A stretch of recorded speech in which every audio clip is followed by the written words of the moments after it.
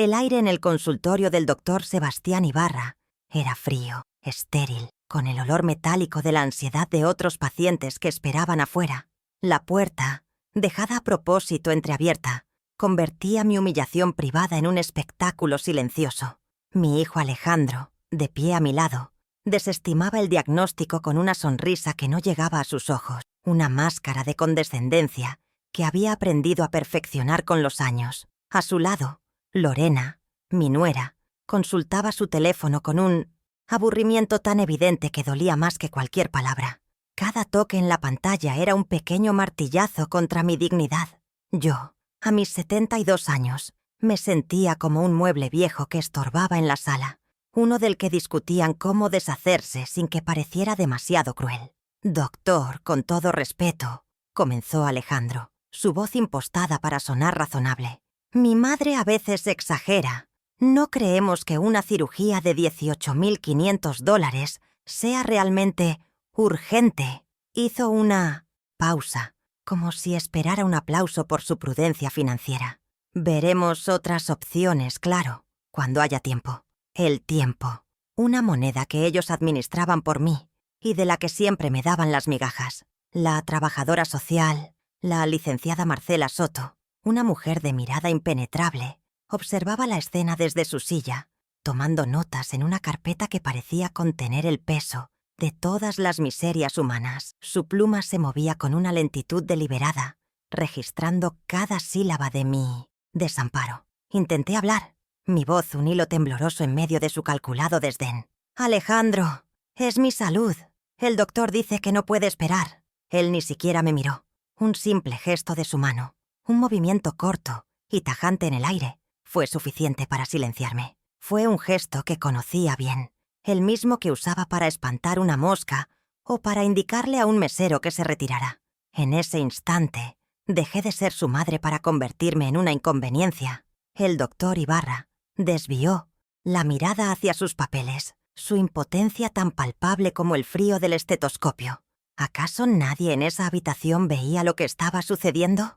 ¿O simplemente habían decidido que no valía la pena intervenir? Sobre el escritorio de caoba pulida, entre un portaplumas y una fotografía familiar, yacía mi historial médico.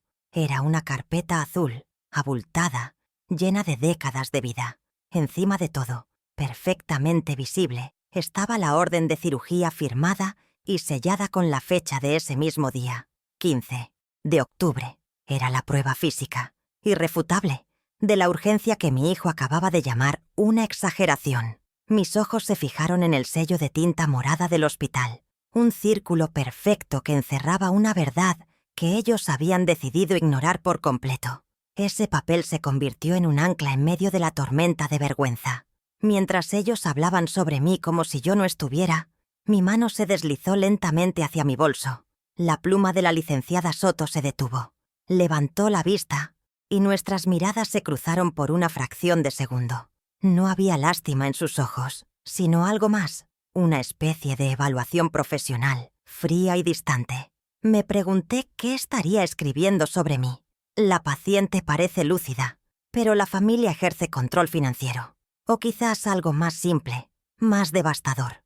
Caso de negligencia familiar. Sentí el juicio silencioso del sistema, la vergüenza de ser una estadística, un número en un expediente. El eco de las palabras de Alejandro aún flotaba en el aire, denso y sofocante. La humillación era una capa de hielo que se formaba sobre mi piel, y supe que si no hacía algo, me quebraría. Salí del consultorio sola. Ellos se quedaron atrás, probablemente para agendar una cita de seguimiento en 6 meses, una formalidad para cubrir las apariencias. Mientras caminaba por el largo pasillo de baldosas blancas, el sonido de mis propios pasos era lo único que rompía el silencio. Cada paso resonaba como un veredicto.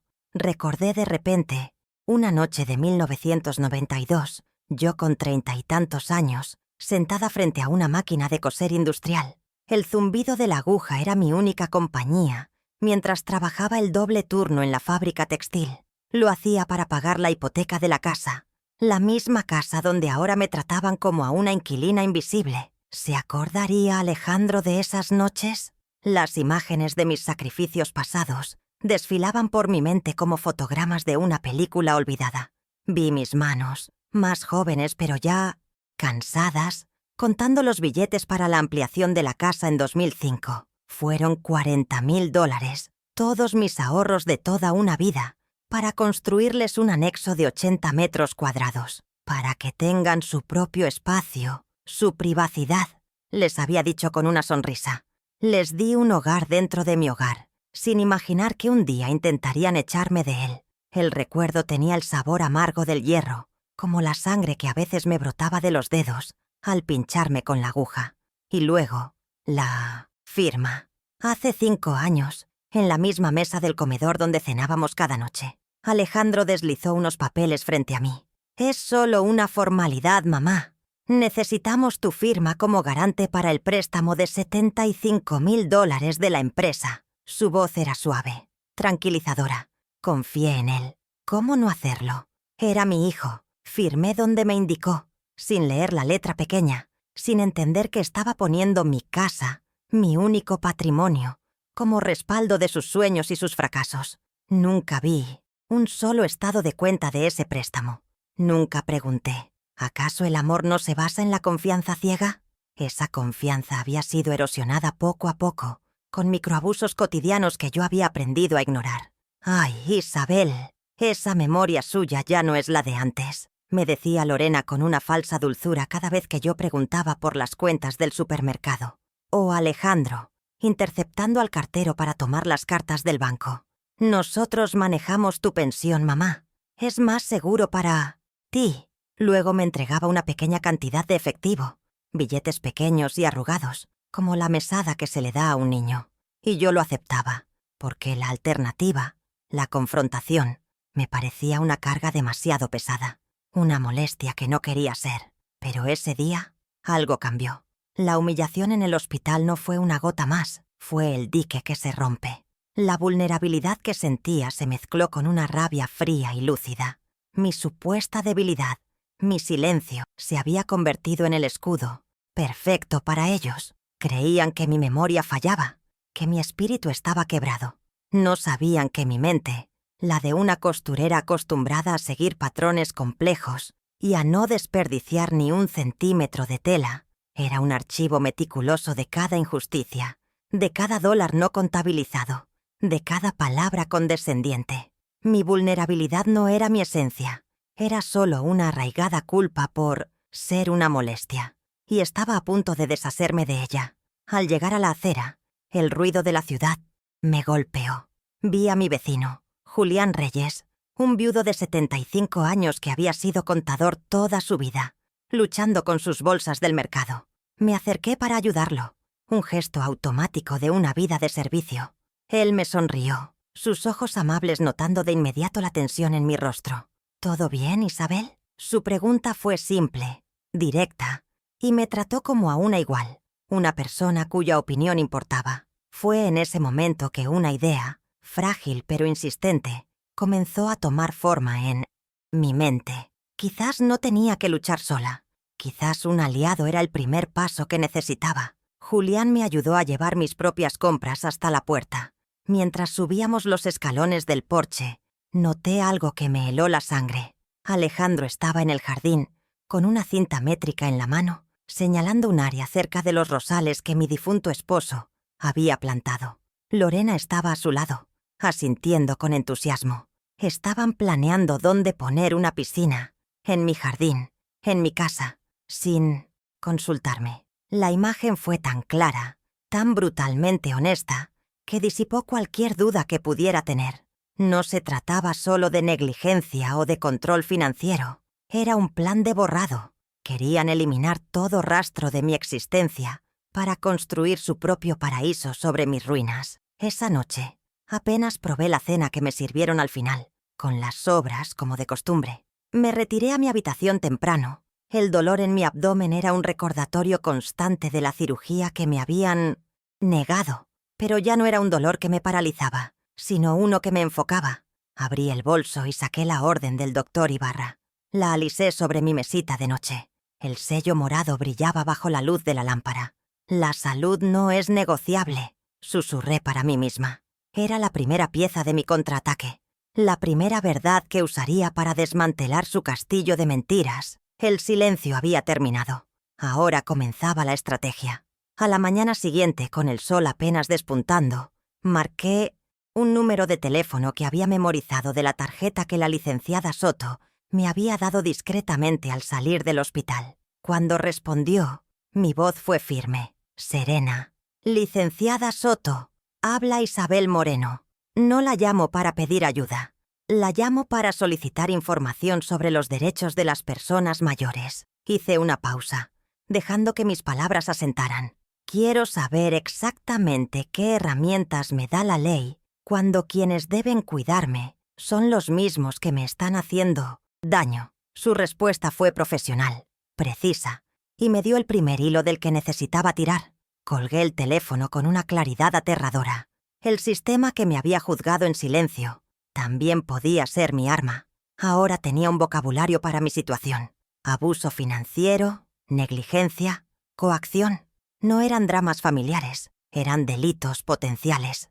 La conversación con la trabajadora social me dio la confianza para dar el siguiente paso. Sabía que necesitaba más que sospechas. Necesitaba pruebas contundentes, documentos que hablaran por mí con una voz que no pudiera ser interrumpida por un gesto de la mano. Y sabía exactamente dónde empezar a buscar. El primer lugar era mi propia memoria, el archivo infalible que ellos tanto habían subestimado. Al día siguiente, martes, salí de casa con la excusa de ir al mercado. En lugar de eso, me dirigí directamente a la casa de Julián. Le expliqué la situación, sin adornos, sin lágrimas, solo los hechos. Él me escuchó con la atención, concentrada de un contador revisando un balance, asintiendo lentamente. «Isabel, el dinero siempre deja un rastro, siempre», me dijo, mientras encendía su vieja pero funcional computadora de escritorio. Me pidió los datos para acceder a mi banca en línea, una cuenta que Alejandro había configurado para mí,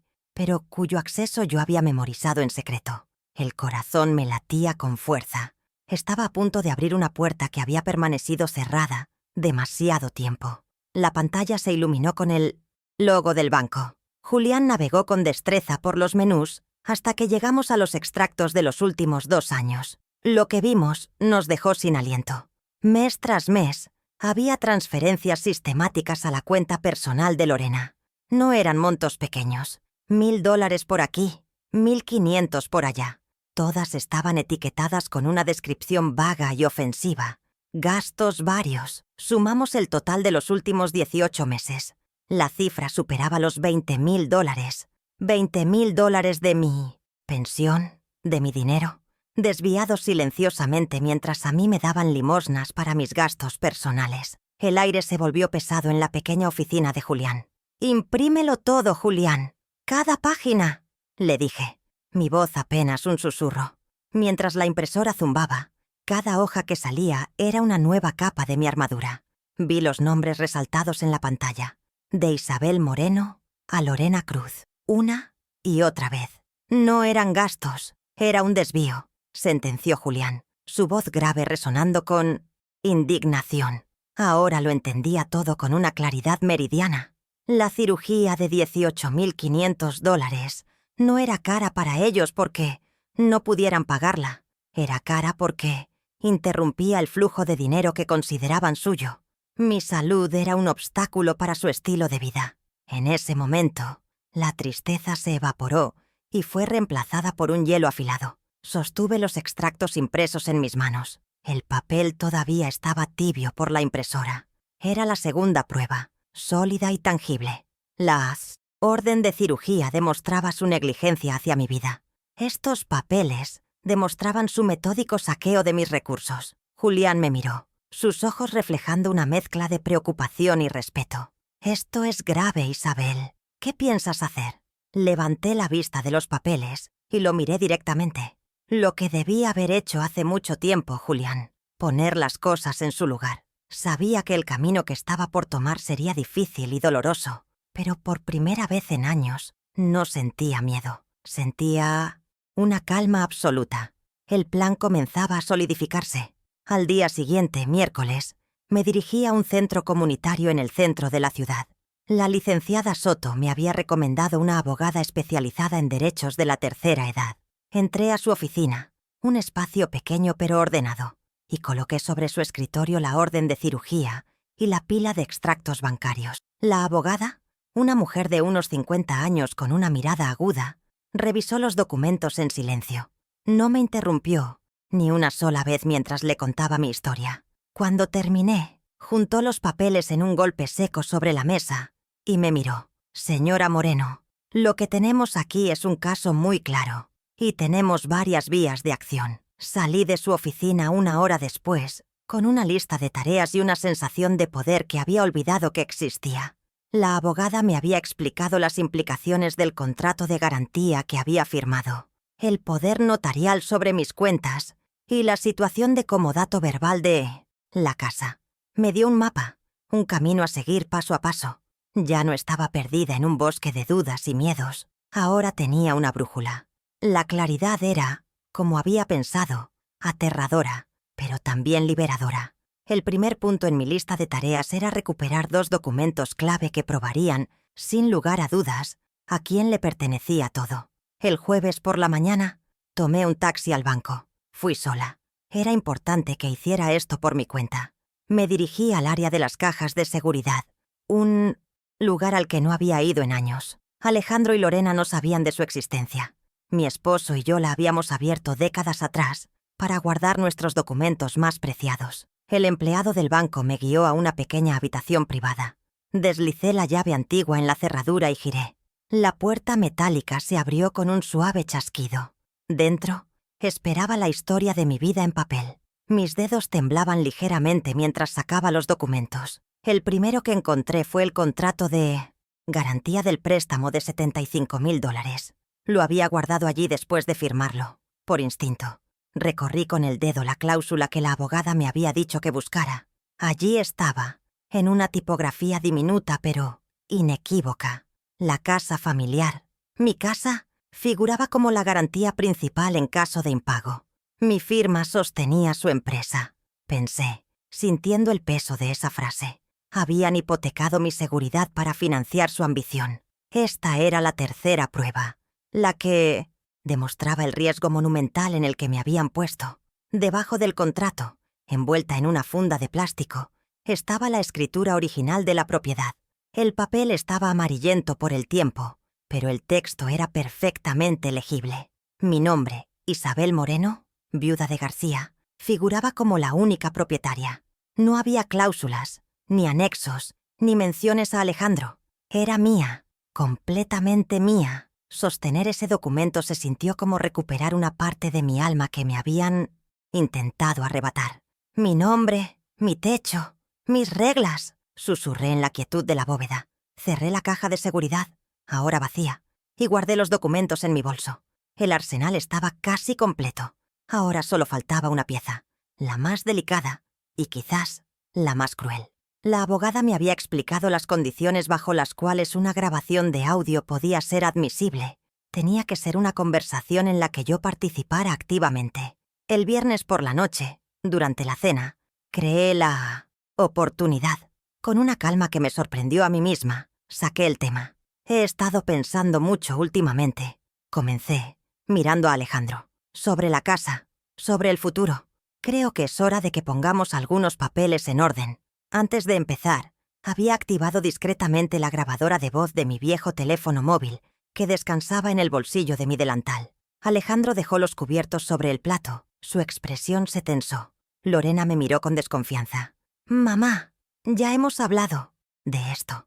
No tienes que preocuparte por nada», dijo él, adoptando su tono paternalista. Insistí, suavemente. «Solo quiero entender, hijo. ¿Cuál es el plan para la casa a largo plazo?» Su respuesta fue exactamente la que esperaba, la que la abogada me había anticipado que daría. «Mamá, no te preocupes por esos papeles. Es lógico que la casa eventualmente pase a mi nombre. Estamos cuidando de ti, ¿no?» La condescendencia en su voz era palpable. La lógica de ellos era mi ruina. Y ahora tenía su propia voz confirmándolo.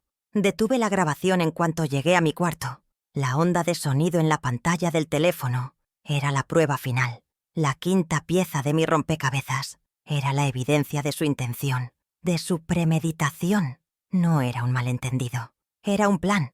Al día siguiente, sábado por la mañana, redacté una nota con la ayuda de la plantilla que me había dado la abogada. Era una citación formal, impresa en papel de calidad. Los convocaba a una reunión familiar de carácter urgente impostergable, para el domingo a las 7 de la noche, en la sala de estar. No daba más detalles. La ambigüedad era parte de la estrategia. Contraté a un servicio de mensajería para que entregara la notificación. Quería que tuviera un aire de oficialidad, de algo que no podían ignorar. Vi desde mi ventana cómo el mensajero uniformado le entregaba el sobre a Lorena en la puerta. Su rostro pasó de la curiosidad a la confusión y luego a la alarma mientras leía la nota. Corrió adentro, probablemente para mostrárselas a Alejandro. Me imaginé su conversación, sus especulaciones. ¿Habría descubierto lo del dinero? ¿Estaría enferma? ¿Querría cambiar su testamento? Dejé que la incertidumbre hiciera su trabajo durante las siguientes 24 horas. La segunda fase de mi plan, la confrontación, había comenzado. El domingo por la noche, la atmósfera en la casa era eléctrica. A las 7 en punto, yo estaba sentada en mi sillón favorito en la sala de estar. Sobre la mesita de centro, una carpeta de cuero cerrada contenía todo mi arsenal. Alejandro y Lorena se sentaron en el sofá de enfrente, sus posturas rígidas, sus rostros una mezcla de irritación y ansiedad. Alejandro llevaba puesto el costoso reloj que yo le había regalado en su último cumpleaños, un símbolo de estatus financiado con mi pensión. La ironía era tan espesa que casi se podía cortar con un cuchillo. Estaban visiblemente molestos por el misterio y la formalidad de la situación. Justo cuando Alejandro iba a hablar, sonó el timbre. Él frunció el ceño. ¿Esperas a alguien, mamá? Asentí con calma. Sí, a nuestros mediadores. Fui a abrir la puerta. En el umbral estaban Julián y la licenciada Marcela Soto. Los invité a pasar. La mandíbula de Alejandro se contrajo al verlos. Lorena palideció visiblemente. Su reunión familiar privada se acababa de convertir en una audiencia pública con testigos. La presencia de Julián les quitaba la ventaja numérica, y la de la licenciada Soto, con su carpeta institucional bajo el brazo, les arrebataba cualquier autoridad moral que creyeran tener. El equilibrio de poder en la habitación cambió drásticamente antes de que yo pronunciara una sola palabra. Les pedí a mis invitados que tomaran asiento. Julián se sentó en una silla a mi derecha, un pilar de apoyo silencioso. La licenciada Soto eligió un asiento un poco más apartado, asumiendo su rol de observadora imparcial. Alejandro finalmente explotó, su voz un siseo contenido. ¿Qué significa esto? ¿Mamá? ¿Por qué están ellos aquí?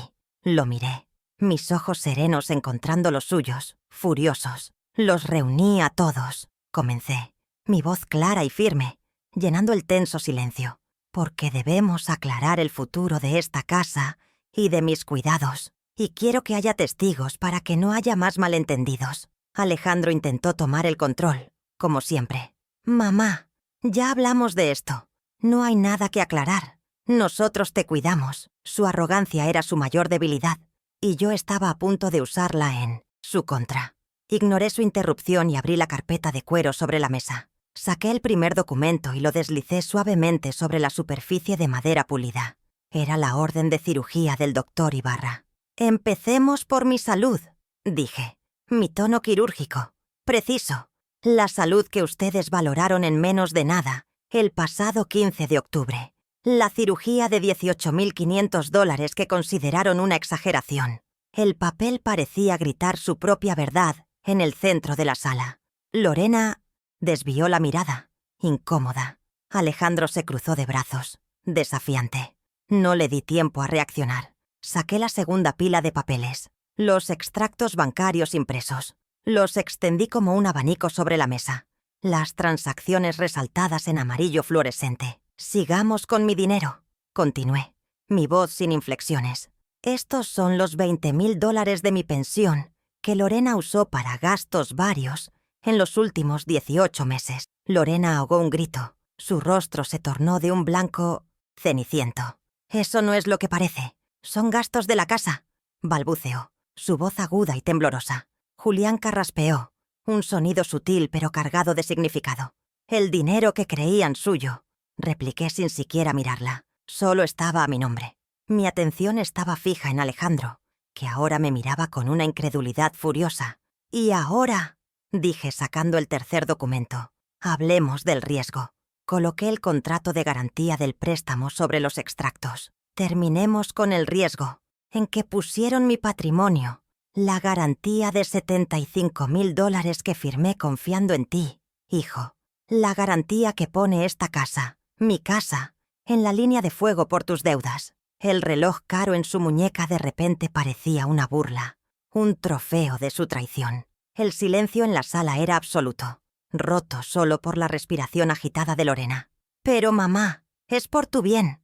No entiendes estas cosas», gritó Alejandro poniéndose de pie. Su máscara de control se había hecho añicos. Era la reacción que esperaba. Empecé a entenderlo todo el día que decidieron que mi vida valía menos que su comodidad. Respondí con una calma gélida que contrastaba con su furia. Y entonces ejecuté el golpe final. Saqué mi teléfono y lo conecté a un pequeño altavoz Bluetooth que había colocado discretamente sobre la repisa. Apreté play. La voz de Alejandro, clara y condescendiente, llenó la habitación. «Mamá, no te preocupes por esos papeles. Es lógico que la casa eventualmente pase a mi nombre». Él se quedó paralizado, su propia voz traicionándolo en el aire. Se sentó de golpe, derrotado. La grabación continuó por unos segundos más antes de que yo la detuviera. El silencio que siguió fue más pesado que cualquier grito. Finalmente saqué el último documento de la carpeta, la escritura original de la propiedad. La coloqué con cuidado encima de todas las demás pruebas, como la corona de mi victoria. «Esta», dije, mi voz resonando con una autoridad que no había usado en décadas, «es mi casa». La licenciada Soto hizo una anotación en su carpeta. Julián asintió levemente, una pequeña sonrisa formándose en sus labios. El juicio había terminado. Ahora venía la sentencia. Saqué un último papel, redactado por mi abogada. «Este documento», anuncié, mostrándoselos, «revoca con efecto inmediato el poder notarial que les otorgué sobre mis cuentas bancarias. A partir de este momento, su acceso está permanentemente bloqueado». Vi el pánico en los ojos de Lorena.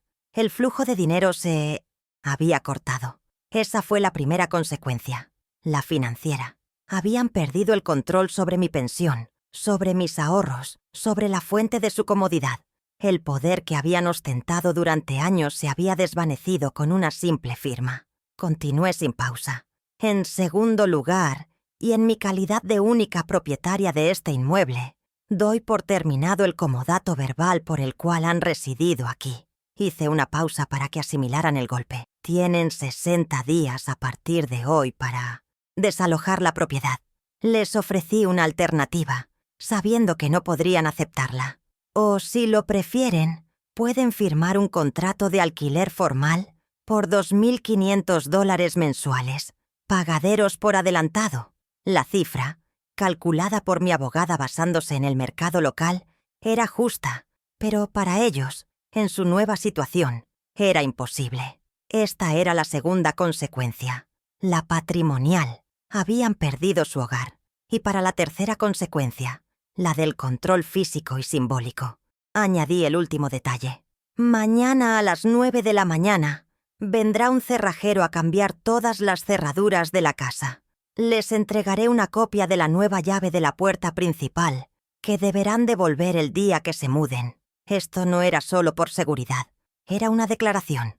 Ya no eran los dueños de facto, eran inquilinos con un plazo de desahucio. Su libertad para entrar y salir a su antojo, para tratar la casa como suya, había terminado. Las reglas del juego habían cambiado, porque ahora la dueña del juego era yo. La reunión terminó en un silencio aturdidor. Alejandro y Lorena estaban en shock, incapaces de articular una defensa. La licenciada Soto y Julián se despidieron con un apretón de manos lleno de significado. Cuando cerré la puerta tras ellos, me sentí extrañamente en paz. No había euforia, solo la tranquila satisfacción de la justicia restaurada. Durante las siguientes semanas, la casa se llenó de cajas y de un resentimiento silencioso. La comunicación se limitó a mensajes de texto para coordinar los detalles de la mudanza. Cualquier asunto financiero o legal, les informé, debía ser tratado a través de mi abogada. Construí un muro de formalidad que nunca más volverían a cruzar. Se mudaron a un apartamento mucho más pequeño al otro lado de la ciudad. Vi el camión de mudanzas alejarse por la calle y sentí como si una nube negra que había estado sobre mi casa durante años finalmente se disipara. El silencio que quedó no era de soledad, sino de serenidad. Pasé los días siguientes reclamando mi espacio, moviendo muebles, abriendo ventanas que habían estado cerradas demasiado tiempo. La casa volvía a respirar, y yo con ella. El dolor en mi abdomen seguía ahí, pero ahora era solo un problema. El aire en el consultorio del doctor Sebastián Ibarra era frío, estéril, con el olor metálico de la ansiedad de otros pacientes que esperaban afuera. La puerta, dejada a propósito entreabierta, convertía mi humillación privada en un espectáculo silencioso para él. Pasillo. Mi hijo Alejandro, de pie a mi lado, desestimaba el diagnóstico con una sonrisa que no llegaba a sus ojos, una máscara de condescendencia que había aprendido a perfeccionar con los años. A su lado, Lorena, mi nuera, consultaba su teléfono con un aburrimiento tan evidente que dolía más que cualquier palabra. Cada toque en la pantalla era un pequeño martillazo contra mi dignidad. Yo, a mis 72 años, me sentía como un mueble viejo que estorbaba en la sala, uno del que discutían cómo deshacerse sin que pareciera demasiado cruel. «Doctor, con todo respeto», comenzó Alejandro, su voz impostada para sonar razonable y magnánima. «Mi madre a veces exagera. No creemos que una cirugía de $18.500 sea realmente urgente». Hizo una pausa, como si esperara un aplauso por su prudencia financiera. «Veremos otras opciones, claro, cuando haya tiempo». El tiempo, una moneda que ellos administraban por mí y de la que siempre me daban las migajas. La trabajadora social, la licenciada Marcela Soto, una mujer de mirada impenetrable, observaba la escena desde su silla, tomando notas en una carpeta que parecía contener el peso de todas las miserias humanas. Su pluma se movía con una lentitud deliberada, registrando cada sílaba de mi desamparo, y me pregunté si ella era una testigo de mi dolor o simplemente una cronista de mi derrota. Intenté hablar, mi voz un hilo tembloroso en medio de su calculado desdén. «Alejandro, es mi salud. El doctor dice que no. Puede esperar». Él ni siquiera me miró. Un simple gesto de su mano, un movimiento corto y tajante en el aire, fue suficiente para silenciarme. Fue un gesto que conocía bien, el mismo que usaba para espantar una mosca o para indicarle a un mesero que se retirara. En ese instante, dejé de ser su madre para convertirme en una inconveniencia, un problema financiero.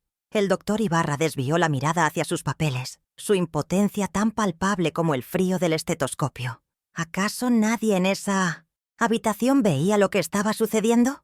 ¿O es que simplemente habían decidido que no valía la pena intervenir en la destrucción silenciosa de una anciana? Sobre el escritorio de caoba pulida, entre un portaplumas y una fotografía familiar, yacía mi historial médico. Era una carpeta azul, abultada, llena de décadas de vida. Encima de todo, perfectamente visible, estaba la orden de cirugía firmada y sellada con la fecha de ese mismo día, 15 de octubre. Era la prueba física, irrefutable, de la urgencia que mi hijo acababa de llamar una exageración. Mis ojos se fijaron en el sello de tinta morada del hospital, un círculo perfecto que encerraba una verdad que ellos habían decidido ignorar por completo. Ese papel se convirtió en un ancla en medio de la tormenta de vergüenza. Mientras ellos hablaban sobre mí como si yo no estuviera, mi mano se deslizó lentamente hacia mi bolso. Un movimiento casi imperceptible, un primer acto de rebelión silenciosa. La pluma de la licenciada Soto se detuvo. Levantó la vista y nuestras miradas se cruzaron por una fracción de segundo. No había lástima en sus ojos, sino algo más, una especie de evaluación profesional, fría y distante. Me pregunté qué estaría escribiendo sobre mí en ese momento. La paciente parece lúcida, pero la familia ejerce control financiero. O quizás algo más simple, más devastador. Caso de negligencia familiar. Sentí el juicio silencioso del sistema, la vergüenza de ser una estadística, un número en un expediente. El por eco de las palabras de Alejandro aún flotaba en el aire, denso y sofocante. La humillación era una capa de hielo que se formaba sobre mi piel, y supe que si no hacía algo, me quebraría por completo. Salí del consultorio sola. Ellos se quedaron atrás, probablemente para agendar una cita de seguimiento en 6 meses, una formalidad para cubrir las apariencias ante la trabajadora social. Mientras caminaba por el largo pasillo de baldosas blancas, el sonido de mis propios pasos era lo único que rompía el silencio. Cada paso resonaba como un veredicto. Recordé de repente una noche de 1992, yo con 30 y tantos años, sentada frente a una máquina de coser industrial. El zumbido de la aguja era mi única compañía mientras trabajaba el doble turno en la fábrica textil. Lo hacía para pagar la hipoteca de la casa, la misma casa donde ahora me trataban como a una inquilina invisible. ¿Se acordaría Alejandro de esas noches? ¿O los recuerdos también se devalúan con el tiempo? Pero ese día, algo cambió. La humillación en el hospital no fue una gota más, fue el dique que se rompe. La vulnerabilidad que sentía se mezcló con una rabia fría y lúcida que no había sentido en décadas. Mi supuesta debilidad, mi silencio, se había convertido en el escudo perfecto para ellos. Creían que mi memoria fallaba, que mi espíritu estaba quebrado. No sabían que mi mente, la de una costurera acostumbrada a seguir patrones complejos y a no desperdiciar ni un centímetro de tela, era un archivo meticuloso de cada injusticia, de cada dólar no contabilizado, de cada palabra condescendiente. Mi vulnerabilidad no era mi esencia, era una culpa por ser una molestia, y estaba a punto de deshacerme de ella para siempre. Las imágenes de mis sacrificios pasados desfilaban por mi mente como fotogramas de una película olvidada. Me vi a mí misma en 1992, con 30 y tantos años, sentada frente a una máquina de coser industrial Juki, cuyo zumbido era la banda sonora de mis noches. Durante 25 años, trabajé el doble turno en la fábrica textil La Hilandera, un lugar que olía a polvo de algodón y a aceite de máquina. Cada puntada que daba era un ladrillo más en la hipoteca de la casa familiar, la misma casa de 250 metros cuadrados, donde ahora me sentía como una extraña. Mientras mis manos guiaban la tela bajo la aguja implacable, no pensaba en el cansancio, sino en el futuro de Alejandro, un futuro seguro que yo estaba tejiendo con los hilos de mi propia juventud. Mis manos, en aquel entonces, no eran las de una anciana, eran las herramientas de una trabajadora. Tenían callos en las yemas de los dedos y pequeñas cicatrices de pinchazos accidentales. Recuerdo el dolor sordo en mi espalda después de 12 horas encorvada, el sabor del café recalentado para mantenerme despierta hasta las 3 de la mañana. Cada metro de tela que cosía, cada pantalón que terminaba, se convertía en un pago puntual al banco. Mi sacrificio no era abstracto, tenía un costo físico, medible en horas de sueño perdidas y en la vista que se me fue desgastando bajo la luz fluorescente del taller. Les di un hogar libre de deudas, sin imaginar que un día el precio de ese techo sería mi propia dignidad. Luego llegó el año 2005. Alejandro y Lorena, recién casados, vivían con nosotros, y sus sueños eran más grandes que el espacio que teníamos. Una tarde, en el jardín, me hablaron de construir un anexo. «Para tener nuestra propia privacidad, mamá», dijo Alejandro con esa sonrisa que siempre conseguía lo que quería. No lo dudé. Al día siguiente fui al banco y retiré los $40,000 que constituían todos mis ahorros de toda una vida, el dinero que había guardado para mi vejez. La empleada del banco me miró con una mezcla de sorpresa y preocupación, pero yo solo veía la felicidad en el rostro de mi hijo. Les entregué mi seguridad financiera en un sobre, creyendo que invertía en la felicidad de mi familia. La construcción de esos 80 metros cuadrados adicionales fue un proyecto que supervisé personalmente. Cada ladrillo, cada baldosa, cada ventana fue pagada con el dinero que yo había ganado con el sudor de mi frente. Mientras los albañiles trabajaban, yo les preparaba limonada, soñando con los nietos que correrían por ese nuevo espacio. Les di un hogar dentro de mi hogar, un santuario construido sobre la base de mi sacrificio. No firmamos ningún papel, no hubo contratos. ¿Qué necesidad había? Era un regalo de una madre a su único hijo, Un regalo que, con el tiempo, ellos empezaron a ver no como un acto de amor, sino como una simple transferencia de propiedad que aún no se había completado. 5 años atrás, la siguiente gran prueba de mi confianza tuvo lugar en la misma mesa del comedor donde cenábamos cada noche. Alejandro deslizó unos papeles frente a mí, su expresión seria y profesional. «Es solo una formalidad, mamá. Necesitamos tu firma como garante para el préstamo de $75,000 de la empresa», explicó con una calma estudiada. Su negocio de bienes raíces no iba bien y necesitaba una inyección de capital. Su voz era suave, tranquilizadora, la misma voz que usaba de niño cuando me pedía algo que sabía que no debía. Confié en él. ¿Cómo no hacerlo? Era mi hijo, mi sangre. Tomé el bolígrafo y firmé donde me indicó. No leí la letra pequeña. No entendí que estaba poniendo mi casa, mi único patrimonio, como respaldo de sus sueños y sus fracasos. La cifra, $75,000, flotaba en el aire como un número abstracto, irreal. Para mí, lo único real en ese momento era la necesidad en los ojos de mi hijo. Nunca vi un solo estado de cuenta de ese préstamo. Nunca pregunté, ¿acaso el amor no se basa en la confianza ciega? Esa firma fue más que un aval. Fue la entrega simbólica de mi poder. La pieza que les faltaba para sentir que todo lo que era mío, por derecho, les pertenecía. Ellos no veían una casa, veían un activo que podían liquidar. Esa confianza fue erosionada poco a poco, con microabusos cotidianos que yo había aprendido a ignorar para mantener la paz. «Ay, Isabel, esa memoria suya ya no es la de antes», me decía Lorena con una falsa dulzura, cada vez que yo preguntaba por las cuentas del supermercado o por un recibo de la luz que parecía demasiado alto. Sus palabras eran como pequeñas semillas de duda que ella plantaba para hacerme sentir incompetente, senil. Cada vez que cuestionaba un gasto, la respuesta era una sonrisa condescendiente y una palmadita en la mano, como si estuviera lidiando con una niña caprichosa. Era una estrategia calculada para despojarme de mi autoridad en mi propia casa, para que yo misma creyera que ya no era capaz de manejar mi vida.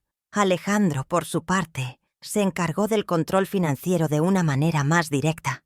Empezó a interceptar al cartero para tomar las cartas del banco antes de que yo pudiera verlas. «Nosotros manejamos tu pensión, mamá. Es más seguro para ti», me dijo un día, como si me estuviera haciendo un favor. De mis $1,200 mensuales, él me entregaba una pequeña cantidad de efectivo, billetes pequeños y arrugados, generalmente no más de $200.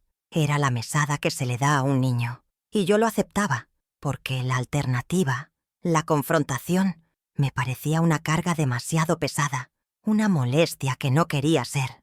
Me convencí de que era por mi bien. Todos estos recuerdos, antes fragmentos dolorosos, ahora se unían en mi mente para formar una imagen clara y aterradora. El doble turno en la fábrica, los $40,000 de mis ahorros, la firma del préstamo de $75,000, las humillaciones diarias. No eran incidentes aislados, eran los pasos de un plan metódico para despojarme de todo.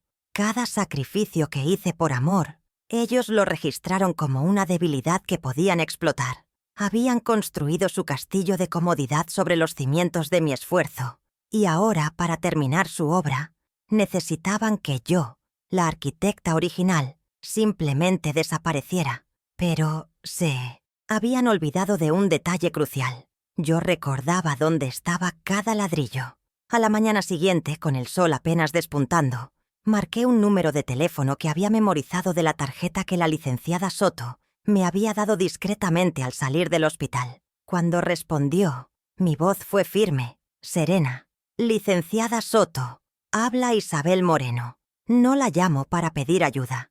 La llamo para solicitar información sobre los derechos de las personas mayores». Hice una pausa, dejando que mis palabras asentaran. Quiero saber exactamente qué herramientas me da la ley cuando quienes deben cuidarme son los mismos que me están haciendo daño. Su respuesta fue profesional, precisa, y me dio el primer hilo del que necesitaba tirar.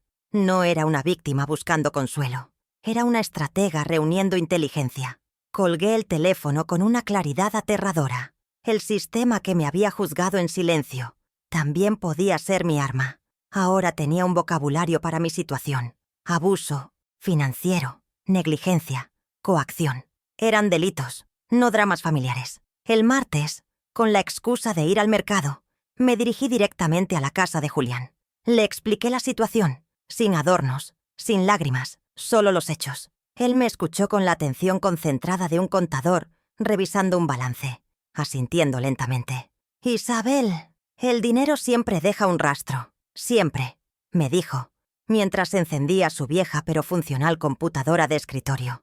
Me pidió los datos para acceder a mi banca en línea, una cuenta que Alejandro había configurado para mí, pero cuyo acceso yo había memorizado en secreto. El corazón me latía con fuerza mientras Julián tecleaba la contraseña. Estaba a punto de abrir una puerta que había permanecido cerrada demasiado tiempo, y no sabía qué monstruos encontraría al otro lado. La pantalla parpadeó, y el portal del banco se abrió ante nosotros. Era el primer paso hacia la verdad documentada, el primer ladrillo de mi contraataque. La pantalla se iluminó con el logo del banco. Julián navegó con destreza por los menús hasta que llegamos a los extractos de los últimos 2 años. Lo que vimos nos dejó sin aliento. Mes tras mes, había transferencias sistemáticas a la cuenta personal de Lorena. No eran montos pequeños. $1,000 por aquí, 1,500 por allá. Todas estaban etiquetadas con una descripción vaga y ofensiva. Gastos varios. Sumamos el total de los últimos 18 meses. La cifra superaba los $20,000. $20,000. De mi pensión, de mi dinero, desviados silenciosamente mientras a mí me daban limosnas para mis gastos personales. La lista de transacciones en la pantalla, con nuestros nombres resaltados, era una confesión digital. El aire se volvió pesado en la pequeña oficina de Julián. «No eran gastos», sentenció él, su voz grave resonando con indignación. «Era un desvío. Imprímelo todo, Julián. Cada página», le dije, mi voz apenas un susurro. Mientras la impresora zumbaba, cada hoja que salía era una nueva capa de mi armadura. Vi los nombres resaltados en la pantalla, de Isabel Moreno a Lorena Cruz, una y otra vez. Ahora lo entendía todo con una claridad meridiana. La cirugía de $18,500 no era cara para ellos porque no pudieran pagarla. Era cara porque interrumpía el flujo de dinero que consideraban suyo. Mi salud era un obstáculo para su estilo de vida. Sostuve los extractos impresos en mis manos. El papel todavía estaba tibio. Era la segunda prueba, sólida y tangible. La orden de cirugía demostraba su negligencia hacia mi vida. Estos papeles demostraban su metódico saqueo de mis recursos. En ese momento, la tristeza se evaporó y fue reemplazada por un hielo afilado. El miércoles por la tarde, visité a la abogada que me habían recomendado. Era una mujer de unos 50 años con una mirada aguda que parecía ver más allá de mis palabras. Entré a su oficina, un espacio pequeño pero ordenado, y coloqué sobre su escritorio la orden de cirugía y la pila de extractos bancarios. No me interrumpió ni una sola vez mientras le contaba mi historia. Cuando terminé, juntó los papeles en un golpe seco sobre la mesa y me miró. «Señora Moreno, lo que tenemos aquí es un caso muy claro. Pero para blindarlo, necesitamos más». Me explicó las implicaciones del contrato de garantía que había firmado, el poder notarial sobre mis cuentas y la situación de comodato verbal de la casa. Me dio un mapa, un camino a seguir paso a paso. Salí de allí con una lista de tareas y una sensación de poder que había olvidado que existía. Esa misma noche, mientras ellos veían la televisión, subí al desván. El aire olía a polvo y a tiempo detenido. Buscaba una vieja caja de metal donde mi esposo y yo guardábamos los documentos importantes. La encontré debajo de una pila de mantas. Mis dedos, temblorosos, abrieron el cerrojo oxidado. Dentro, entre pólizas de seguro vencidas y fotografías en blanco y negro, estaba el contrato de garantía del préstamo de $75,000. Lo había guardado allí por instinto después de firmarlo.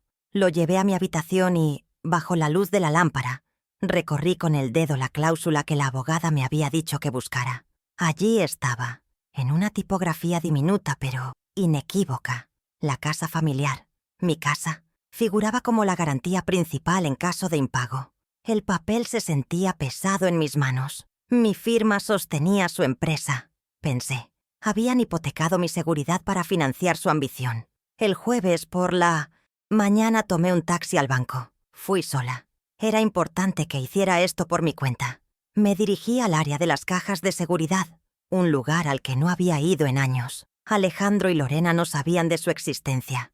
Mi esposo y yo la habíamos abierto décadas atrás para guardar nuestros documentos más preciados. El empleado del banco me guió a una pequeña habitación privada. Deslicé la llave antigua en la cerradura y giré. La puerta metálica se abrió con un suave chasquido. Dentro, envuelta en una funda de plástico para protegerla de la humedad y del tiempo, esperaba la historia de mi vida en papel. El corazón me latía con una mezcla de miedo y expectación. Estaba a punto de recuperar la prueba definitiva de que todo lo que ellos creían suyo nunca lo había sido. Mis dedos temblaban ligeramente mientras sacaba el documento. Era la escritura original de la propiedad. El papel estaba amarillento por el tiempo, pero el texto era perfectamente legible. Mi nombre, Isabel Moreno, viuda de García, figuraba como la única propietaria. No había cláusulas, ni anexos, ni menciones a Alejandro. Era mía, completamente mía. Sostener ese documento se sintió como recuperar una parte de mi alma que me habían intentado arrebatar. Lo alisé sobre la pequeña mesa de la bóveda, sintiendo la textura del papel antiguo bajo mis yemas. Mi nombre, mi techo, mis reglas, susurré en la quietud de la bóveda. Cerré la caja de seguridad, ahora vacía, y guardé la escritura en mi bolso. El arsenal estaba casi completo. Cada documento era una bala, y yo estaba cargando mi revólver con una precisión de cirujano. Ahora solo faltaba una pieza, la más delicada, y quizás la más cruel. La abogada me había explicado las condiciones bajo las cuales una grabación de audio podía ser admisible. Tenía que ser una conversación en la que yo participara activamente. El viernes por la noche, durante la cena, creé la oportunidad. Con una calma que me sorprendió a mí misma, saqué el tema. He estado pensando mucho. Últimamente, comencé, mirando a Alejandro, sobre la casa, sobre el futuro. Creo que es hora de que pongamos algunos papeles en orden. Antes de empezar, había activado discretamente la grabadora de voz de mi viejo teléfono móvil, que descansaba en el bolsillo de mi delantal. La pequeña luz roja de grabación era invisible, pero para mí brillaba como un faro. El anzuelo estaba en el agua. Alejandro dejó los cubiertos sobre el plato. Su expresión se tensó. Lorena me miró con desconfianza. «Mamá, ya hemos hablado de esto. No tienes que preocuparte por nada», dijo él, adoptando su tono paternalista. Insistí, suavemente. «Solo quiero entender, hijo. ¿Cuál es el plan para la casa a largo plazo?» Su respuesta fue exactamente la que esperaba, la que la abogada me había anticipado que daría. «Mamá, no te preocupes por esos papeles. Es lógico que la casa eventualmente pase a mi nombre. Estamos cuidando de ti, ¿no?» La condescendencia en su voz era palpable. La lógica de ellos era mi ruina. Y, ahora, tenía su propia voz confirmándolo. Detuve la grabación en cuanto llegué a mi cuarto. La onda de sonido en la pantalla del teléfono era la prueba final, la pieza que demostraba su intención. El plan estaba completo. Ahora solo quedaba ejecutarlo. El lunes, a las 9 en punto de la mañana, el teléfono se sentía pesado y frío en mi mano. Un artefacto de un tiempo en el que mi voz rara vez se alzaba para exigir algo. Marqué el número de la licenciada Marcela Soto, el que me había dado en 1800, una tarjeta que se sentía como un salvavidas secreto. Cuando su voz profesional sonó al otro lado, no hubo temblor en la mía. «Licenciada Soto, habla Isabel Moreno», dije, con una calma que me sorprendió a mí misma. «No la llamo para pedir ayuda. La llamo para solicitar información sobre los derechos de las personas mayores». Hice una pausa deliberada, permitiendo que el peso de mis palabras se asentara. «Quiero saber qué herramientas me da la ley cuando quienes deben cuidarme son los que me están haciendo daño». Su respuesta fue un torrente de términos que por primera vez sonaban a poder. Abuso financiero, negligencia, coacción. No eran dramas familiares, eran posibles delitos. Colgué el teléfono con un nuevo vocabulario, un mapa legal que empezaba a dibujarse en mi mente. El martes, a las 11 de la mañana, salí de casa con la excusa de ir al mercado. Mi bolso de lona un escondite para mis verdaderas intenciones. Me reuní con Julián en su pequeño estudio, un espacio que olía a papel viejo y a café recién hecho.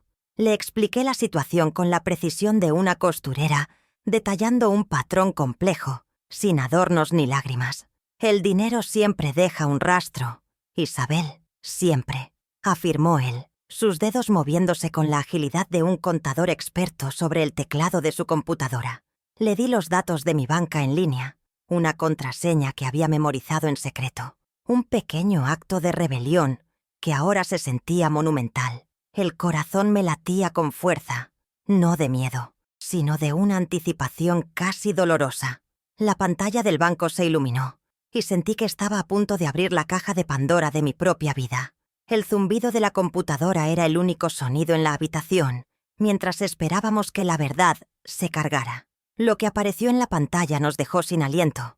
Una lista interminable de transferencias, mes tras mes, desde mi cuenta de ahorros a la cuenta personal de Lorena.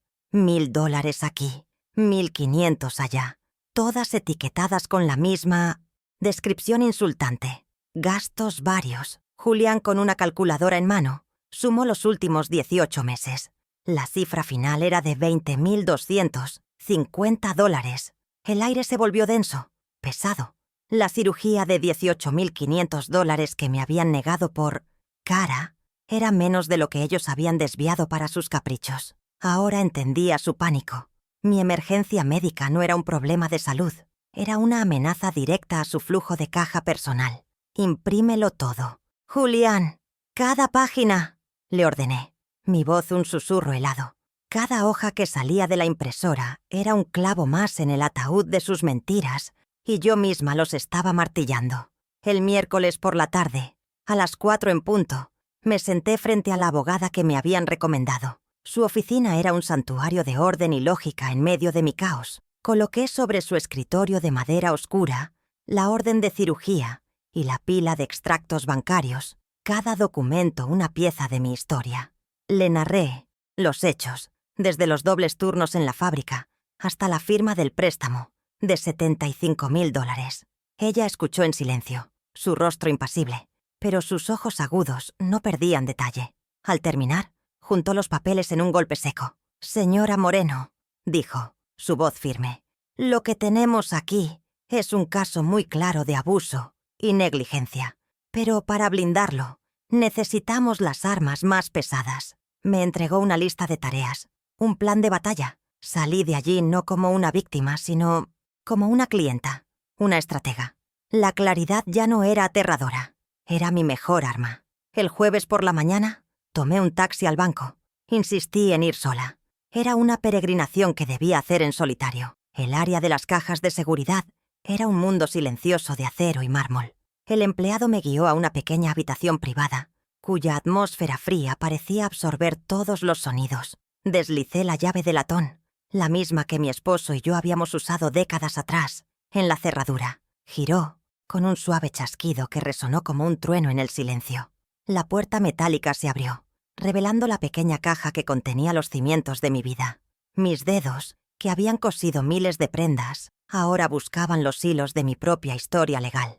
Dentro sabía que no solo encontraría papeles, sino la prueba irrefutable de que mi casa, mi vida y mi futuro me pertenecían solo a mí. Sostuve la escritura original en mis manos. El papel, amarillento y frágil, se sentía más sólido que cualquier cosa que hubiera tocado en años. Mi nombre, Isabel Moreno, viuda de García, estaba escrito con una caligrafía elegante, declarándome única y absoluta propietaria.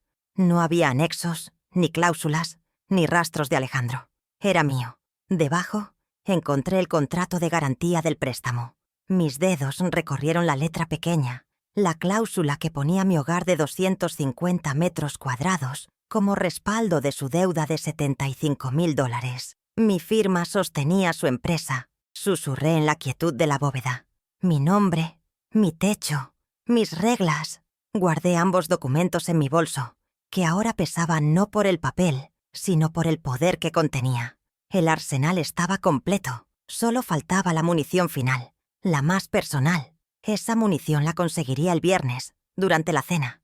La atmósfera en la mesa era la de siempre, ellos hablando de sus planes, yo comiendo en un silencio que ellos confundían con sumisión. Antes de sentarme, había activado la grabadora de voz de mi viejo teléfono y lo había deslizado en el bolsillo de mi delantal. Con una calma que me helaba la sangre, inicié la conversación.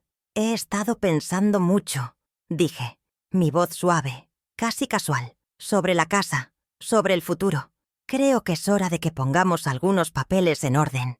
Vi la tensión inmediata en los hombros de Alejandro, la mirada de desconfianza de Lorena. El anzuelo estaba en el agua, y ellos, con su arrogancia, eran peces demasiado hambrientos para no morder. Solo tenía que esperar a que se tragaran la carnada. Alejandro dejó los cubiertos con un ruido seco. «Mamá, ya hemos hablado de esto. No tienes que preocuparte por nada», dijo, adoptando ese tono paternalista que tanto odiaba.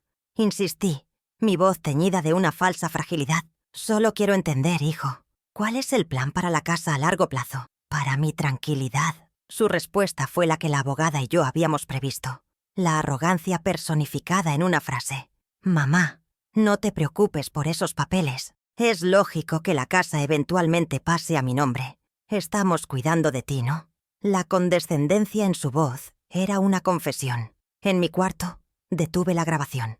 La onda de sonido en la pantalla del teléfono era la prueba final, la evidencia irrefutable de su intención. La lógica de ellos era mi ruina, y ahora su propia voz lo confirmaba para la posteridad. El sábado por la mañana, a las 9, un mensajero uniformado tocó a la puerta. Yo lo observé desde la ventana de mi habitación. Les entregó a Lorena un sobre de papel grueso y formal. Vi cómo lo abría, su expresión pasando de la curiosidad a la confusión, y finalmente a una alarma mal disimulada. Corrió adentro, probablemente para mostrarle a Alejandro la citación que yo misma había redactado. «Se les convoca a una reunión familiar de carácter urgente e impostergable. Domingo 7 de la noche. Sala de estar». No había más detalles. La ambigüedad era un veneno lento, y yo les estaba dando 24 horas para que hiciera efecto, para que sus mentes culpables imaginaran los peores escenarios posibles. La fase de recolección de pruebas había terminado. La guerra psicológica acababa de comenzar. Durante las siguientes 24 horas, la casa se llenó de una tensión palpable. Susurraban en las esquinas, me lanzaban miradas inquisitivas que yo devolvía con una serenidad impenetrable. Dejé que se consumieran en sus propias especulaciones. ¿Habría descubierto lo del dinero? ¿Querría cambiar su testamento? ¿Estaría más enferma de lo que creían?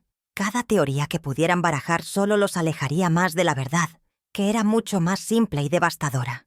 Yo no estaba rota, ni senil, ni vencida. Estaba lista. El domingo por la noche, en mi sala de estar, no habría una discusión familiar. Habría un juicio. Y por primera vez en mucho tiempo, la jueza, el jurado y la ejecutora de la sentencia sería yo.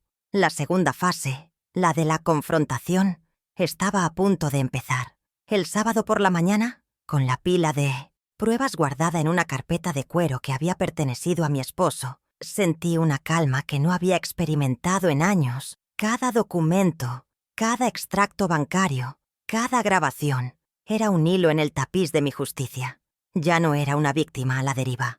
Era la arquitecta de mi propia liberación. El plan, trazado con la precisión de un patrón de costura, estaba completo. Ya no se trataba de sobrevivir a su desdén, sino de ejecutar una estrategia calculada. Había pasado la semana recolectando las piezas de mi dignidad rota, y ahora, con todas en mi poder, estaba lista para volver a unirlas. Mi silencio no había sido sumisión. Había sido el tiempo que me tomé para afilar mis armas. Ahora solo quedaba encender la mecha. Mi primer movimiento fue sutil, invisible para ellos, pero fundamental para mí. Fui al banco, pero esta vez a una sucursal diferente, una donde no me conocieran. Con una determinación que sorprendió al joven gerente, abrí una nueva cuenta a mi nombre, una cuenta que no figuraba en ningún poder notarial que ellos tuvieran. Solicité que toda mi pensión de $1.200 mensuales fuera redirigida a esta nueva cuenta a partir del próximo ciclo de pago. Luego, transferí los pocos ahorros que quedaban en la cuenta compartida. Fue un acto silencioso de secesión financiera. Les estaba cortando el suministro de raíz, antes incluso de que supieran que había una sequía. Salí del banco con una libreta nueva en mi bolso, un símbolo tangible de mi recuperada autonomía económica. Sostuve esa libreta en mis manos durante todo el camino a casa. Era de un azul intenso, con páginas limpias y un olor a papel nuevo. Contrastaba brutalmente con los billetes arrugados y manoseados que Lorena me entregaba cada mes como si fuera una limosna. Este pequeño libro representaba un futuro donde yo decidía cada centavo, donde una cirugía de $18.500 no era una exageración, sino una inversión en mi propia vida. Era la primera vez en años que sentía el control sobre mi propio dinero, y la sensación era embriagadora, un bálsamo para las innumerables humillaciones que había soportado en silencio. Este era un secreto que guardaría para mí un poco más, una pequeña victoria privada antes de la batalla pública que se avecinaba. Al llegar a casa, los encontré en el jardín, exactamente como los había visto días antes. Alejandro sostenía un catálogo de piscinas, señalando con entusiasmo el lugar donde mis rosales, plantados por mi difunto esposo, aún florecían. Lorena asentía, su rostro iluminado por la codicia. «Imagínate, Ale, las fiestas que podríamos dar aquí», la oí decir. No me vieron llegar. Su ensimismamiento en la destrucción de mi pasado para construir su futuro de plástico era tan completo que se habían vuelto ciegos y sordos a mi presencia. Esa imagen fue el último empujón que necesitaba. No sentí dolor, ni siquiera rabia. Sentí una claridad helada. Estaban borrando mi historia, y yo estaba a punto de borrar su futuro. Esa tarde me senté en la mesa del comedor y redacté la nota. Usé un papel grueso, de color crema, el tipo de papel que se usa para invitaciones importantes. La letra, impresa desde la vieja computadora de Julián, era formal y directa. Se les convoca a una reunión familiar de carácter urgente e impostergable. Domingo 7 de la noche, sala de estar. Atentamente, Isabel Moreno. No había más detalles, ni explicaciones. La ambigüedad era un arma poderosa, y yo la estaba usando para sembrar la duda en su terreno de certezas. Puse la nota en un sobre a juego y llamé a un servicio de mensajería. Quería que la entrega fuera un acto oficial, un presagio de que las reglas del juego habían cambiado irrevocablemente. Observé desde la ventana de mi habitación cómo el mensajero uniformado llegaba en su motocicleta. Vi cómo le entregaba el sobre a Lorena, quien lo recibió con una expresión de fastidio, probablemente pensando que era otra factura. Su rostro cambió mientras leía la nota. La vi palidecer, sus ojos moviéndose rápidamente de un lado a otro del papel. Corrió adentro, gritando el nombre de Alejandro. La primera grieta en su castillo de arrogancia acababa de aparecer. Había interrumpido su tarde de sueños de piscinas con una dosis de cruda realidad. Por primera vez en mucho tiempo, no eran ellos quienes dictaban la agenda. Eran simples convocados. Y la incertidumbre, lo sabía, los devoraría por dentro. Durante las siguientes 24 horas, la atmósfera en Miño-Cisdian, la casa se volvió irrespirable. Susurraban en las esquinas, lanzándome miradas furtivas que yo devolvía con una serenidad que los desconcertaba. Escuché fragmentos de sus conversaciones ansiosas a través de las paredes. ¿Qué querrá? ¿Será por el dinero? No puede saberlo todo, decía Lorena, su voz un siseo nervioso. Alejandro intentaba mantener la calma, pero su arrogancia habitual estaba teñida de una nueva inseguridad. Tranquila, es solo mamá. Probablemente quiere quejarse de algo. Manejaremos la situación, como siempre. Pero sus palabras sonaban huecas. El poder de la anticipación estaba de mi lado. Mi silencio, antes un signo de debilidad, ahora era una amenaza. La noche del domingo, me preparé como una actriz antes de salir a escena. Me puse un vestido sencillo pero elegante, uno que no había usado en años. Me senté en mi sillón favorito, el que daba a la puerta de la sala, colocándome en una posición de autoridad. Sobre la mesita de centro, la carpeta de cuero, esperaba. cerrada, como un juez silencioso. No había nervios, solo una concentración absoluta. Había repasado cada paso, cada palabra, cada posible reacción. Esta no era una confrontación emocional. Era la presentación de un caso irrefutable. Estaba a punto de desmantelar su mundo, no con gritos ni lágrimas, sino con hechos, cifras y la verdad grabada en sus propias voces. A las 7 en punto, entraron en la sala. Sus rostros eran una mezcla de desafío e inquietud.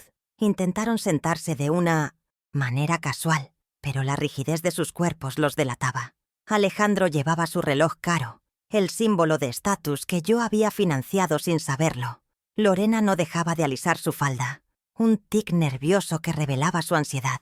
Me miraron, esperando que yo comenzara, probablemente con una queja o un lamento, algo que pudieran desestimar fácilmente.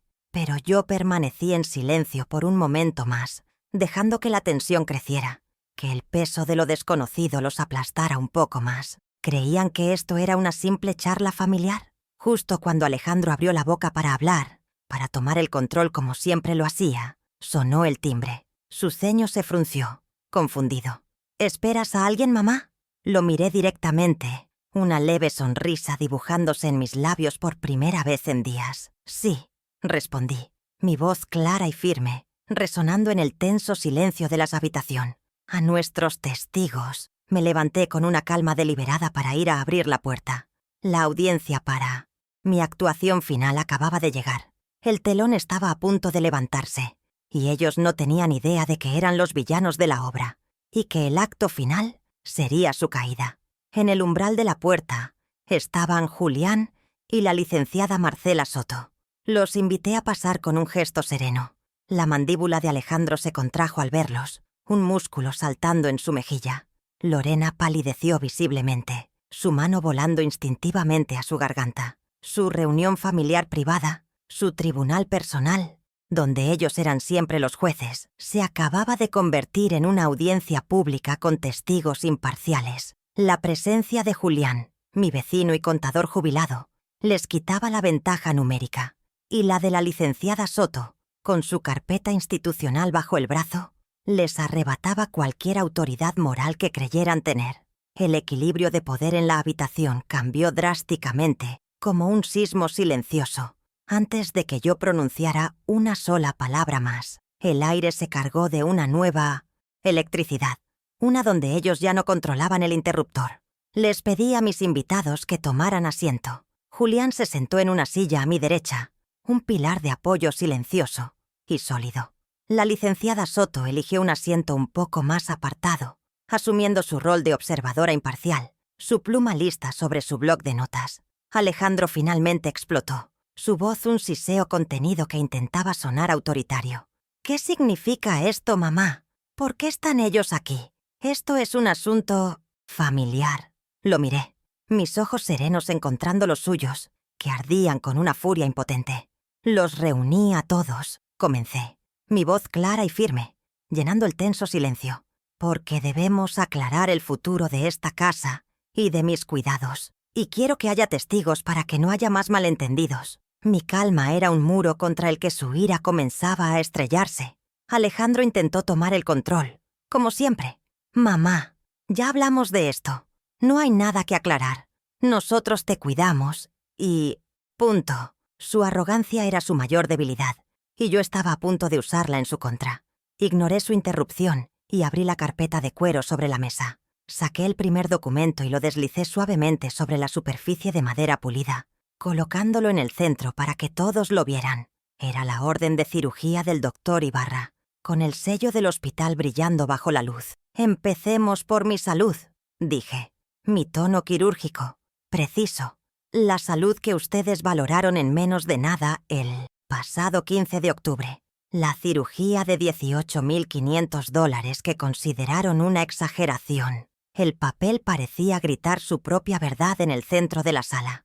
Lorena desvió la mirada, visiblemente incómoda, y empezó a juguetear con el borde de su blusa. Alejandro se cruzó de brazos, una máscara de desafío mal disimulada en su rostro. No le di tiempo a reaccionar. Saqué la segunda pila de papeles, los extractos bancarios impresos. Los extendí como un abanico sobre la mesa. Las Transacciones fraudulentas, resaltadas en un amarillo fluorescente que parecía gritar en el silencio. «Sigamos con mi dinero», continué, mi voz sin inflexiones. «Estos son los $20.000 de mi pensión que Lorena usó para gastos varios en los últimos 18 meses». Lorena ahogó un grito. Su rostro se tornó de un blanco ceniciento. «Eso no es lo que parece. Son gastos de la casa», balbuceó, su voz aguda y temblorosa, traicionándola por completo. «El dinero que creían suyo», repliqué, sin siquiera mirarla, manteniendo mi atención fija en Alejandro, que ahora me miraba con una incredulidad furiosa. Solo estaba a mi nombre. Y entonces saqué el tercer documento. «Y ahora», dije colocando el contrato de garantía del préstamo sobre los extractos, «hablemos del riesgo». El papel, con sus cláusulas diminutas, aterrizó con un peso simbólico inmenso. «Terminemos con el riesgo en que pusieron mi patrimonio. La garantía de $75.000 que firmé confiando en ti, hijo. La garantía que pone esta casa, mi casa, en la línea de fuego por tus deudas. El costoso reloj en la muñeca de Alejandro, aquel que yo le había regalado, de repente parecía una burla, un trofeo brillante de su traición. El silencio en la sala era absoluto, roto solo por la respiración agitada de Lorena. «Pero mamá, es por tu bien. No entiendes estas cosas», gritó Alejandro, poniéndose de pie de un salto, su máscara de control finalmente hecha añicos. Su voz, antes condescendiente, ahora estaba llena de pánico. Era la reacción que esperaba, la desesperación del acorralado. «Empecé a entenderlo todo el día que decidieron que mi vida valía menos que su comodidad», respondí con una calma gélida que contrastaba brutalmente con su furia descontrolada. Y entonces ejecuté el golpe final. Saqué mi teléfono y lo conecté a un pequeño altavoz Bluetooth que había colocado discretamente sobre la repisa del hogar. Apreté play. La voz de Alejandro, clara y paternalista, llenó la habitación. «Mamá, no te preocupes por esos papeles. Es lógico que la casa eventualmente pase a mi nombre». Él se quedó paralizado, como si un rayo lo hubiera alcanzado. Su propia voz, grabada y reproducida, se convirtió en el testigo más cruel de su premeditación. Se sentó de golpe en el sofá, derrotado, el color drenando de su rostro. La grabación continuó por unos segundos más antes de que yo la detuviera. El silencio que siguió fue más pesado que cualquier grito, una condena sonora. Finalmente, saqué el último documento de la carpeta, la escritura original de la propiedad. La coloqué con cuidado encima de todas las demás pruebas, como la corona de mi victoria. «Esta», dije, mi voz resonando con una autoridad que no había usado en décadas, una autoridad que era inherentemente mía. «Es mi casa». La licenciada Soto hizo una anotación en su carpeta. El juicio había terminado. Ahora venía la sentencia. De la misma carpeta saqué un último papel, un documento redactado por mi abogada, cuya claridad legal era tan afilada como un bisturí. «Este documento», anuncié, mostrándoselos para que vieran el membrete del bufete, «revoca con efecto inmediato el poder notarial que les otorgué sobre mis cuentas bancarias. A partir de este momento, su acceso está permanentemente bloqueado». Vi el pánico puro y sin filtros en los ojos de Lorena. El flujo de dinero, la fuente de su comodidad y de su estatus, se había cortado de tajo. Esa fue la primera consecuencia, la financiera. Habían perdido el control sobre mi pensión, sobre mis ahorros, sobre el río de dinero que habían creído suyo para siempre. Continué sin pausa, mi voz un instrumento de precisión. «En segundo lugar, y en mi calidad de única y legítima propietaria de este inmueble, doy por terminado el comodato verbal por el cual han residido aquí». Hice una pausa deliberada, permitiendo que el peso de la palabra «desalojar» se asentara en el aire entre nosotros. «Tienen 60 días a partir de hoy para desalojar la propiedad». Les ofrecí la alternativa que sabía que no podrían aceptar. «O, si lo prefieren, pueden firmar un contrato de alquiler formal por $2.500 mensuales, pagaderos por adelantado». La cifra era justa, pero para ellos, en su nueva y precaria situación financiera, era un imposible. Esta era la segunda consecuencia, la patrimonial. Acababan de perder su hogar, y para la tercera consecuencia, la del control físico y simbólico. Añadí el último detalle, el que sellaría mi victoria de manera definitiva. Mañana a las 9 de la mañana vendrá un cerrajero a cambiar todas las cerraduras de la casa. Les entregaré una copia de la nueva llave de la puerta principal, la cual deberán devolver el día que se muden. Esto no era solo por seguridad, era una declaración de soberanía. Ya no eran los dueños de facto, eran inquilinos con un plazo de desahucio. Su libertad para entrar y salir a su antojo, para tratar mi casa como la antesala de su herencia, había terminado. Las reglas del juego habían cambiado, porque ahora, y para siempre, la única dueña del juego era yo. La reunión terminó en un silencio aturdidor. Alejandro y Lorena estaban en estado de shock, sus rostros pálidos, incapaces de articular una defensa, de formular una súplica. La montaña de pruebas sobre la mesa era un epitafio para su engaño. La licenciada Soto y Julián se levantaron, se despidieron de mí con un apretón de manos lleno de significado y respeto, y se marcharon sin dirigirles una sola mirada a mis verdugos derrotados. Cuando cerré la puerta tras ellos, el clic de la cerradura sonó como el punto final de una larga y dolorosa oración. Me sentí extrañamente en paz. No había euforia, no había un placer vengativo. Solo la tranquila y profunda satisfacción de la justicia restaurada, del orden natural de las cosas finalmente puesto en su lugar. Durante las siguientes semanas, la casa se llenó de cajas de cartón y de un resentimiento silencioso y denso. La comunicación entre nosotros se limitó a mensajes de texto cortos y formales para coordinar los detalles de la mudanza. Cualquier asunto financiero o legal, les informé con frialdad a través de un mensaje, debía ser tratado exclusivamente a través de mi abogada. Construí un muro de formalidad y procedimientos legales, un muro que nunca más volverían a cruzar.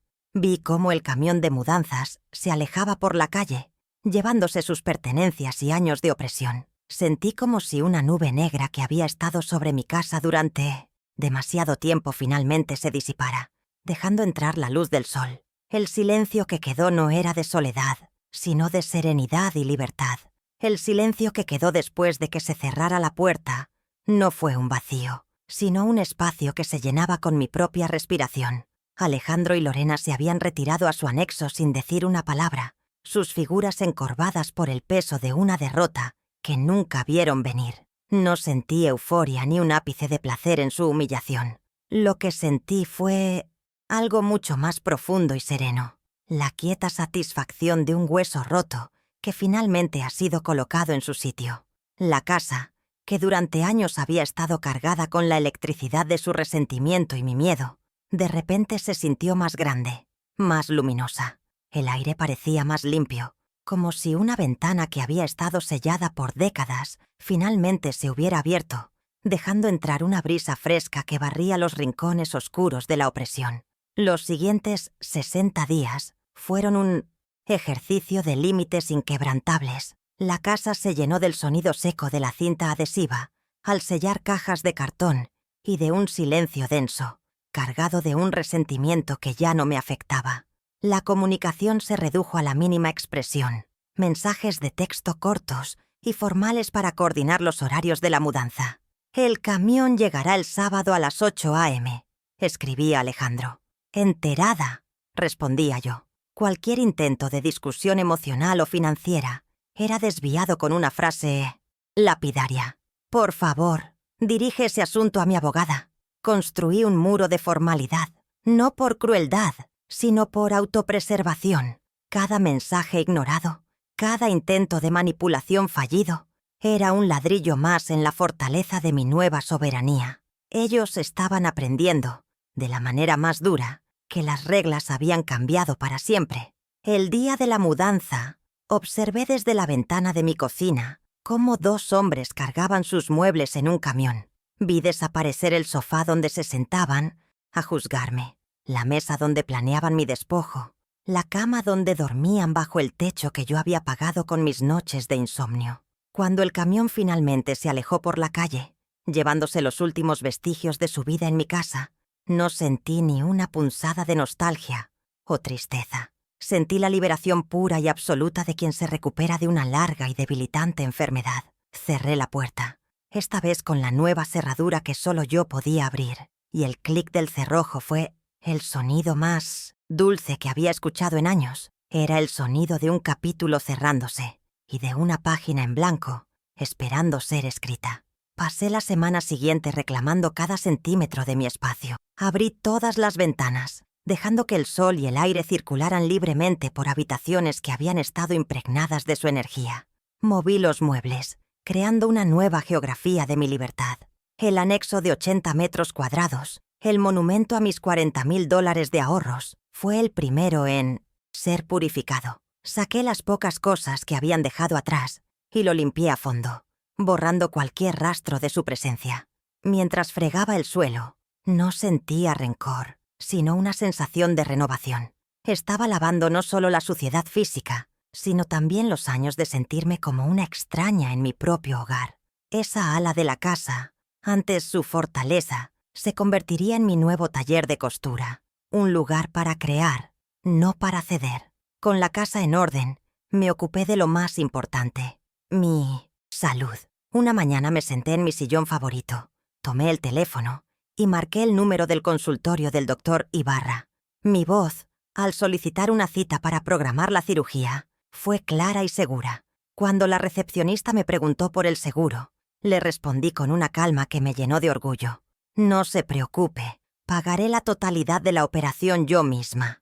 Hice la transferencia de los $18,500 desde mi nueva cuenta bancaria, esa que solo yo controlaba. Cada número que tecleé en la pantalla de mi computadora fue un acto de afirmación. Ya no necesitaba el permiso de nadie para cuidar de mi propio cuerpo. Mi vida y mi bienestar ya no eran negociables, y mucho menos un ítem en el presupuesto de alguien más. El día de la cirugía, Julián me llevó al hospital. El viaje fue tranquilo, lleno de una conversación ligera sobre sus nietos y mis planes para el jardín. Al entrar en el Hospital Metropolitano, el mismo lugar de mi humillación, no sentí ni una sombra del miedo o la vergüenza de aquella vez. Caminé por los pasillos con la cabeza en alto, no como una anciana desvalida, sino como una mujer que tomaba las riendas de su destino. Esta vez, no había un hijo condescendiente ni una nuera aburrida. Solo estaba yo, dueña de mis decisiones, acompañada por un amigo leal que me trataba con el respeto que merecía. El contraste era tan profundo que me hizo comprender la magnitud de lo que había recuperado. No solo mi casa, sino mi propia identidad. Desperté de la anestesia con una sensación de ligereza. El dolor sordo en mi abdomen, ese recordatorio constante de mi vulnerabilidad y de su negligencia, había desaparecido. En su lugar, había una calma profunda, una paz que iba más allá de lo físico. Mientras me recuperaba en una habitación privada y soleada, con las flores que Julián me había traído en la mesita de noche, comprendí que la cirugía había extirpado más que un problema médico. Había extirpado el último vestigio de la opresión que había pesado sobre mí durante años. Cada sorbo de agua, cada paso cuidadoso por el pasillo del hospital, era una celebración silenciosa de mi autonomía recuperada. Estaba sanando por dentro y por fuera, en cuerpo y alma. 3 meses después, el jardín era mi santuario, donde Alejandro y Lorena habían planeado poner una piscina de fibra de vidrio. Ahora florecían dalias y lavandas. El aroma dulce y terroso llenaba el aire tibio de la tarde. Sentada en una silla cómoda bajo la sombra del viejo roble, sostenía una taza de té de manzanilla. Julián estaba a mi lado, leyendo el periódico, en un silencio cómodo que solo los buenos amigos comparten. El sol de la tarde doraba las hojas de los árboles, y el zumbido de una abeja solitaria era la única música. En ese momento de paz perfecta, me sentí más dueña de mi vida que nunca. La casa, el jardín, el silencio, todo me pertenecía de una manera que iba mucho más allá de una simple escritura de propiedad.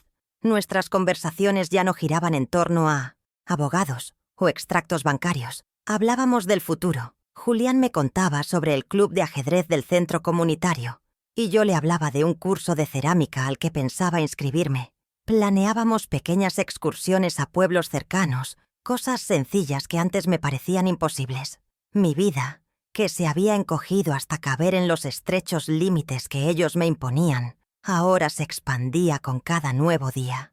Descubrí que la vejez no era una sala de espera, sino un nuevo paisaje por explorar, siempre y cuando una tuviera el mapa en sus propias manos. La amistad de Julián era un recordatorio constante de que las relaciones sanas no te quitan poder, te ayudan a cultivarlo. Tomé mi nueva tableta, un regalo que me había hecho a mí misma, y revisé mis correos electrónicos. Allí estaba, la confirmación de mi última cita de seguimiento con el doctor Ibarra, programada para la próxima semana. El asunto del correo decía simplemente: alta médica definitiva. Sonreí. Una sonrisa, tranquila, privada, que nadie más necesitaba ver para que fuera real. Pagué mi cirugía, gestioné mis citas, aprendí a usar la tecnología que antes me decían que no entendería. Cada pequeño acto de independencia era una puntada más en el tejido de mi nueva vida, una vida cosida con los hilos de la resiliencia y la autodeterminación. Ya no era un mueble viejo en la sala de alguien más, era la arquitecta de mi propio y luminoso espacio.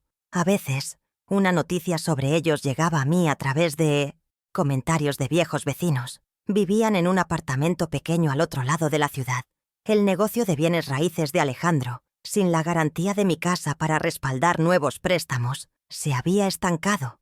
Lorena había tenido que buscar un trabajo de tiempo completo en una tienda por departamentos. No sentía alegría por sus dificultades, pero tampoco sentía pena. Su destino era el resultado directo de sus propias decisiones, una cosecha amarga de las semillas que ellos mismos habían sembrado. Había establecido una frontera emocional tan clara y definitiva como la nueva cerradura de mi puerta. Su vida ya no era de mi incumbencia, y esa indiferencia era la forma más pura de mi libertad. Miré las flores de mi jardín, cada una un pequeño milagro de color y vida. Durante años, creí que mi valor residía en cuánto podía dar, en cuántos sacrificios podía hacer por los demás, hasta casi desaparecer en el proceso.